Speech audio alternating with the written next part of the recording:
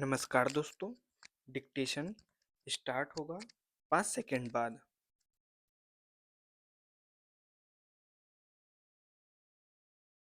स्वच्छ हवा आज दुनिया की सबसे बुनियादी ज़रूरतों में शामिल है, लेकिन वैश्विक वित्तीय व्यवस्था इसे अब भी प्राथमिकता नहीं मानती।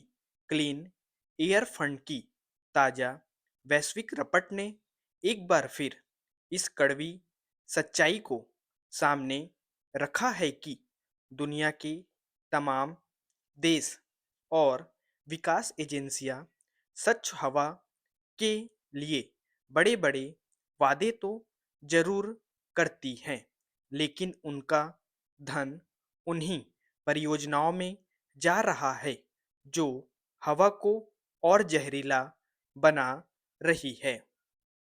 यह स्थिति केवल नीतिगत विफलता नहीं है, बल्कि एक ऐसे वैश्विक अन्याय का उदाहरण है जिसका सबसे भारी बोझ भारत जैसे विकासशील देशों को उठाना पड़ रहा है। यह बेहद चिंताजनक स्थिति है और इस पर गंभीरता से विचार करने की जरूरत है।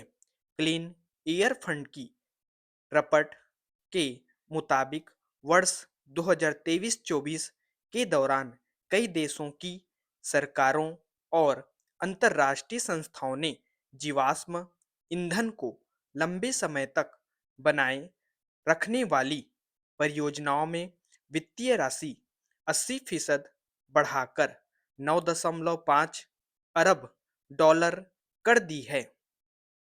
इसके उलट स्वच्छ हवा और वायु गुणवत्ता सुधार के लिए दी जाने वाली सहायता घटाकर 3.7 अरब डॉलर रह गई, जो कुल वैश्विक विकास सहायता का महज 1% ही है।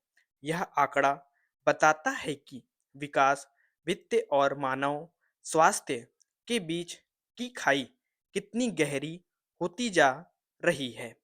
प्रदूषण से निपटने के लिए वित्तीय पोषण घट रहा है।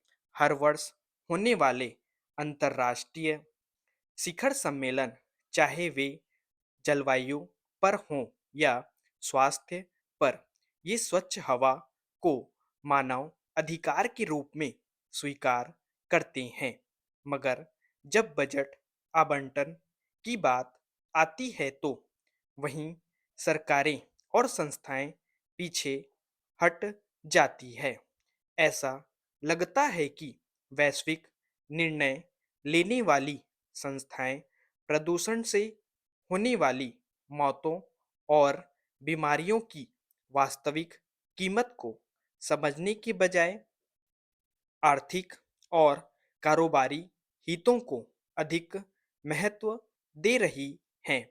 इससे कई देशों के सामने जोखिम लगातार बढ़ रहा है।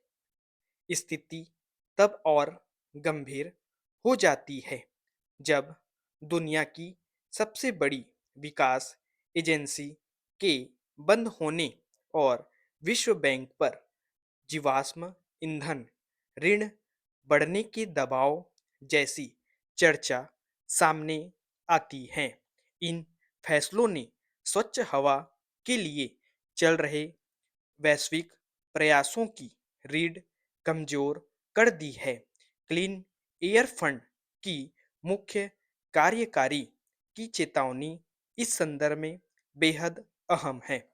अगर दिशा नहीं बदली गई तो आने वाले वर्षों में करोड़ों और लोग जहरीली हवा के कारण जान गंवाएंगे। गौरतलब है कि आज वायु प्रदूषण दुनिया भर में हर साल लगभग 57 लाख लोगों की जान ले रहा है। यह संख्या वर्ष 2040 तक 62 लाख तक पहुंच सकती है। यह कोई संभावित खतरा नहीं, बल्कि चलती फिरती महामारी है जो चुपचाप समाज के सबसे कमजोर तबकों को निगल रही है। स्टॉप।